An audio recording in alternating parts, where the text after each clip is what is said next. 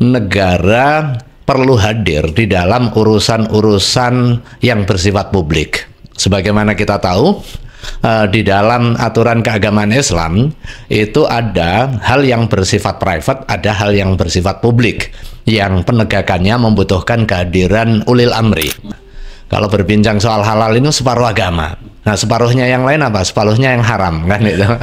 Nah, terhadap sesuatu yang nggak jelas inilah negara hadir untuk memperjelas apakah ini halal atau haram, sehingga apakah dia layak atau tidak layak untuk dikonsumsi bagi publik, khususnya masyarakat muslim. Negara menjaga otoritas agama untuk ngurusin agama, tetapi negara hadir untuk mengadministrasikan urusan agama demi tertib sosial dan juga tertib hukum. Negara tidak hadir untuk menetapkan ini halal atau haram, tetapi negara hadir memberikan jaminan agar produk yang beredar, yang masuk, yang diperdagangkan di wilayah negara kesatuan Republik Indonesia wajib bersertifikat halal. Bahwa isu halal ini bukan hanya urusan keagamaan mahdoh semata, tetapi sudah menjadi isu publik. Di situ ada urusan keagamaan, di situ ada kontribusi sosial ekonomi bagi negara.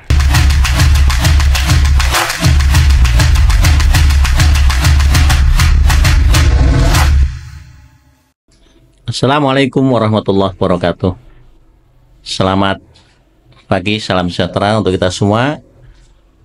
Selamat berjumpa lagi dengan kita di jaringan Siniar Dialektika Fakultas Syariah dan Hukum. Kali ini kita akan mendiskusikan sebuah tema dan isu yang sangat hangat dan berkualitas, karena ini menyangkut soal regulasi, soal keyakinan keagamaan, dan soal praktek di masyarakat, yaitu tentang jaminan produk halal. Untuk membahas tentang tema ini, sudah hadir di tengah-tengah kita narasumber yang sangat terpercaya, mumpuni, dan sangat ahli di bidangnya, baik bidang regulasi, bidang agama, maupun bidang praktik, karena terlibat langsung dalam proses halal itu, yaitu Profesor Dr. Kiai Haji Asrul Niam Soleh, MA. Selamat pagi Pak Niam. Pagi, Assalamualaikum Pak Dekan, gimana kabar? Sehat-sehat? Sehat. Terima kasih Pak Niam sudah. Terima kasih, saya memperoleh kehormatan nih. Hostnya langsung Dekan Fakultas Syariah dan Hukum. Temanya pun berat nih, saya harus minum dulu ini. Bismillahirrahmanirrahim. Silakan. Baik, kita tidak perlu lama-lama untuk kita mendapatkan wawasan, pengetahuan dari narasumber kita yang sangat hebat. Pak Niam, saya kira kita sudah melihat bahwa jaminan produk halal adalah sebuah jaminan yang diberikan oleh undang-undang regulasi. Namun kita melihat beberapa kejadian beberapa terakhir ini, misalnya masih ditemukan produk yang sudah dilabel halal, tapi kemudian ditemukan dia mengandung sesuatu yang haram. Ini sebenarnya apa yang terjadi terkait dengan jaminan produk halal ini? Ya, terima kasih Pak Dekan dan juga netizen pemirsa di mana saja berada. Satu hal yang saya kira patut untuk kita apresiasi terkait dengan kehadiran negara untuk memberikan jaminan terhadap produk halal. Kenapa ini penting? Karena negara perlu hadir di dalam urusan-urusan yang bersifat publik. Sebagaimana kita tahu, di dalam aturan keagamaan Islam itu ada hal yang bersifat private, ada hal yang bersifat publik, yang penegakannya membutuhkan kehadiran ulil amri, kehadiran negara. Nah, di dalam konteks urusan halal ini dalam perspektif hukum Islam itu kan sangat strategis, bahkan memiliki posisi separuh urusan agama. Nah, kalau berbincang soal halal ini separuh agama. Nah, separuhnya yang lain apa? Separuhnya yang haram, kan itu. Karena kan makanya halal dan haram kan. Kalau urusan agama kan halal haram gitu kan. Baru kemudian muncul yang ketiga adalah yang syubhat. Nah, yang syubhat itu bukan hukum, tetapi yang syubhat itu adalah sesuatu yang nggak jelas apakah berada di dalam ranah halal atau ranah haram. Nah, terhadap sesuatu yang nggak jelas inilah negara hadir untuk memperjelas apakah ini halal atau haram, sehingga apakah dia layak atau tidak layak untuk dikonsumsi bagi publik, khususnya masyarakat muslim. Nah, perjuangan untuk memapankan isu halal ini cukup panjang. Akhirnya kemudian pada 2014 muncul komitmen politik melalui pengundangan Undang-Undang Nomor 33 Tahun 2014 tentang jaminan produk halal. Itu diundangkan di dalam rapat paripurna 20 Oktober 2014. Ditandatangani itu adalah pada masa terakhir periode kedua Presiden SBY. Nah, ini mungkin bayar utang lah. Jadi selama rentang waktu periode beliau ada proses public discourse gitu. Pada saat akhirnya ditandatanganilah Undang-Undang Jaminan Produk Halal ini. Nah,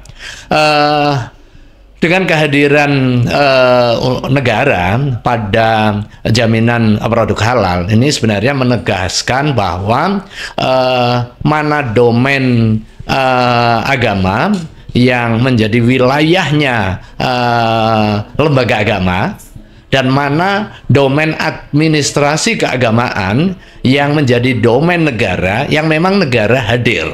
Nah, dalam konteks hubungan agama dan negara ini kan sebagaimana kita kenal ada 3 teori kan, teori sekularistik, kemudian teori integralistik, dan juga teori simbiotik. Nah, di dalam konsensus kehidupan berbangsa dan bernegara kita tidak negara sekular, tetapi juga tidak negara agama. Kita berada di tengah. Nah, inilah simbiotik sebenarnya. Negara menjaga otoritas agama untuk ngurusin agama, tetapi negara hadir untuk mengadministrasikan urusan agama demi tertib sosial dan juga tertib hukum.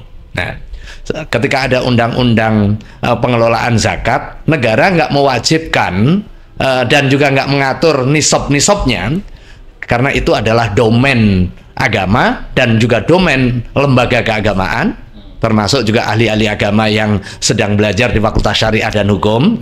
Tetapi negara hadir untuk memastikan orang yang akan membayar zakat itu terfasilitasi, kemudian terdistribusi secara baik. Demikian juga soal halal nih.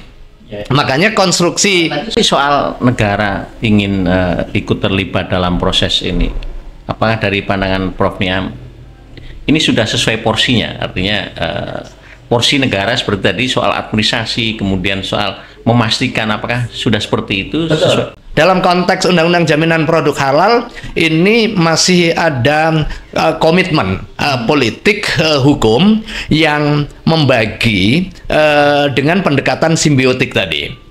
Negara tidak hadir, ya, betul. Negara tidak hadir untuk menetapkan ini halal atau haram. Tetapi negara hadir memberikan jaminan agar produk yang beredar, yang masuk, yang diperdagangkan di wilayah Negara Kesatuan Republik Indonesia wajib bersertifikat halal sebagai bentuk jaminan negara bahwa produk itu adalah halal dan layak konsumsi bagi masyarakat muslim. Tetapi undang-undang ini tidak memberikan kewenangan kepada negara menetapkan apakah produk A, produk B itu halal. Nah, otoritas penetapan kehalalan diberikan kepada lembaga agama dan juga ahli agama, termasuk juga standar-standarnya yang dijadikan acuan di dalam penyelenggaraan jaminan produk halal itu berbasis kepada fatwa keagamaan. Nah, disinilah kearifan para penyusun undang-undang yang tetap komitmen dan juga konsisten di dalam menjaga hubungan agama dan negara dalam wilayahnya yang simbiotik. Dia tidak cross, tetapi saling menguatkan dan juga saling mendukung. Nah, agama hadir untuk kepentingan apa? Memastikan tasarruf ulil amri ini tidak bertentangan dengan prinsip syariah dan untuk kepentingan kemaslahatan publik. Nah, dalam konteks Undang-Undang Jaminan Produk Halal, saya kira yang kita pahami sekarang ada 3 entitas di dalam ekosistem jaminan produk halal. Yang pertama, negara hadir untuk mengadministrasikan mulai dari urusan registrasi. Urusan bayar-bayar itu udah negara ya, melalui Badan Penyelenggara Jaminan Produk Halal yang dibentuk oleh undang-undang. Nah, kemudian sertifikat halal itu kan administratif. Tetapi sertifikat halal tidak mungkin terbit tanpa ada penetapan fatwa halal gitu. Karena apa? Sertifikat halal itu kan statusnya adalah bukti bahwa ini sudah halal. Nah, untuk menetapkan ini sudah halal melalui apa? Fatwa, karena terminologi halal haram itu kan terminologi agama, bukan terminologi administratif. Bukan terminologi kenegaraan, tetapi terminologi keagamaan. Nah, diadministrasikan melalui sertifikat halal sebagai bukti. Nah, ini ideal. Tentu kemudian di lapangan nggak seindah apa yang dicita idealkan. Tentu ada proses ya, setelah itu ada proses pembentukan kelembagaan, kemudian ada proses konsolidasi regulasi pasca undang-undang diterbitkan, kemudian di dalam praktek pemeriksaan pun juga kadang antara yang diperiksa, kemudian setelah itu sudah difatwakan halal, diterbitkan sertifikat halal, ini ada lubang dalam hal pengawasannya. Soal ketertelusuran berikutnya, soal komitmen dan konsistensi terhadap ingredient yang sudah dilaporkan, itu sehingga mungkin aja ada deviasi antara apa yang sudah ditetapkan kehalalannya dengan praktek berikutnya. Terjadilah fraud terkait tadi dengan pembagian ya, ada agama, wilayah administrasi, kemudian ada pemeriksa ya, mungkin ini wilayah akademik. Ini kan kalau kita bicara soal kenegaraan itu kan ada prinsip cepat, mudah gitu. Apakah dengan ada pemisahan kewenangan ini prinsip cepat murah itu terbangun? Ya, gini ya, ini kan bab soal pilihan-pilihan ya. Dulu sebelum adanya undang-undang jaminan produk halal, ini penanganan sertifikasi halal itu satu atap. Ya, dulu kan sistem. Ya, one gate system dan one stop services. Setelah ada SKB dulu, surat keputusan bersama. Di situ ada Kementerian Agama, ada Kementerian Kesehatan, ada Badan POM, ada MUI. Mendelegasikan proses sertifikasi halal itu ada di MUI. Nah, akhirnya MUI menyelenggarakan atas mandat ini sebelum adanya Undang-Undang Jaminan Produk Halal. Mulai dari pendaftarannya, kemudian pemeriksaan, sekalipun di MUI ada lembaga-lembaga tersendiri, tetapi ini terkonsolidasi. Ada bagian pemeriksaan, auditor-auditor ahli yang dikonsolidasi oleh LPPOM MUI waktu itu. Kemudian penetapan fatwanya oleh Komisi Fatwa yang memang dihimpun dari ahli-ahli fatwa dari ormas-ormas Islam ya, yang memiliki latar belakang di bidang syariah gitu. Setelah itu setelah ditetapkan fatwa, direport untuk proses penerbitan sertifikat halal. Nah, setelah adanya Undang-Undang Jaminan Produk Halal, komitmen politiknya terbagi. Kepentingannya apa? Waktu itu salah satunya ada untuk kepentingan keterterimaan dan keterpercayaan sesuai dengan mandat masing-masing, sehingga otoritas masing-masing, sehingga nanti ada saling kontrol menjadi lebih terpercaya. Ini kan soal soal pilihan manajemen. Kan ada juga dulu yang sudah tersentralisasi. Nah, akhirnya dibagilah kekuasaan kehakiman, kekuasaan yudikatif, legislatif. Bahkan belakangan kan ada regulator sendiri, operator sendiri. Nah, itu kan tergantung sudut pandangnya. Tetapi hari ini ada 3 elemen itu. Elemen yang pertama adalah BPJPH yang bertugas untuk kepentingan mengadministrasikan dan bertanggung jawab di dalam jaminan halal, ya, jaminan produk halal. Kemudian ada lembaga pemeriksa halal yang memang punya tugas secara expert untuk pemeriksaan halal dengan auditor-auditornya berdasarkan keahlian. Ada keahlian mungkin rekayasa pangan, keahlian di bidang kimia, keahlian di bidang peternakan, keahlian bidang rekayasa genetika, dan lain sebagainya. Nah, auditor-auditor yang otonom dan juga independen serta memiliki keahlian itu melakukan tugas pemeriksaan, kemudian hasil pemeriksaan itu disampaikan ke Komisi Fatwa untuk dilakukan sidang, penelaahan, dan juga penetapan kehalalan. Begitu sudah ditetapkan fatwa kehalalan, dikirim ke BPJPH untuk diterbitkan sertifikat. Ini sebenarnya tadi itu power sharing berdasarkan kompetensi masing-masing gitu.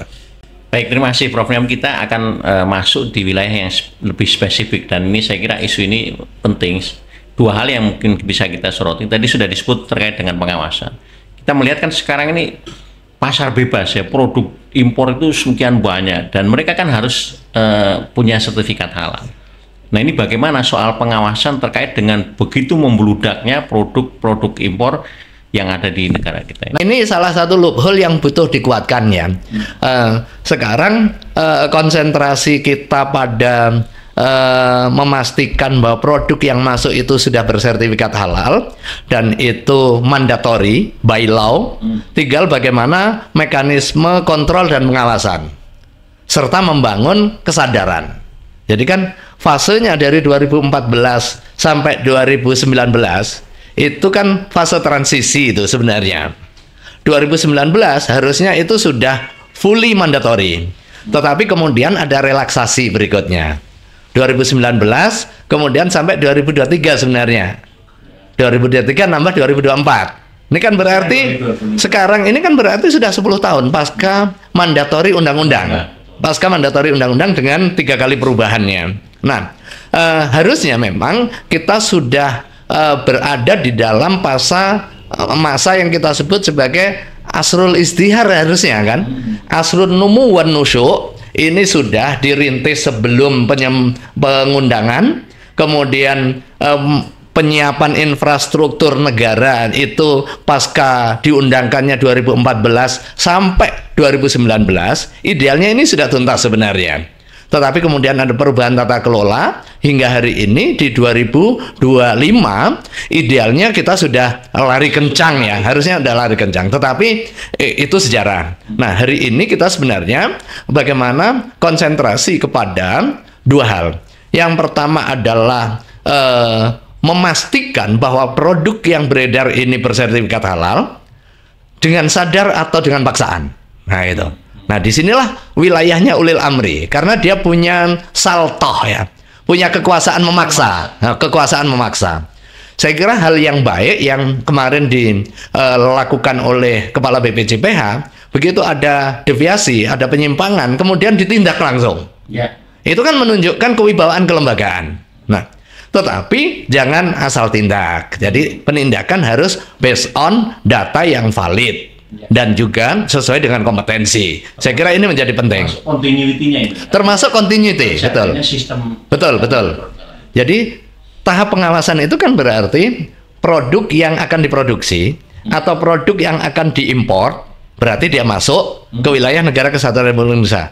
Harus ada istilahnya apa? Cegah tangkalnya, cekal kan? Ya. Barang yang masuk harus dipastikan dia sudah bersertifikat halal. Begitu barang masuk belum bersertifikat halal, say no. Nah, kan gitu. Nah, itu mekanisme pengawasan kan, mirip dengan apa yang dilakukan oleh badan karantina. Ya. Begitu dia tidak memenuhi requirement persyaratan karantina, nggak bisa. Mau apapun, bahkan kemudian terkatung-katung di Priok misalnya, kalau nggak memenuhi persyaratan karantina, ya selesai, nggak bisa, gitu.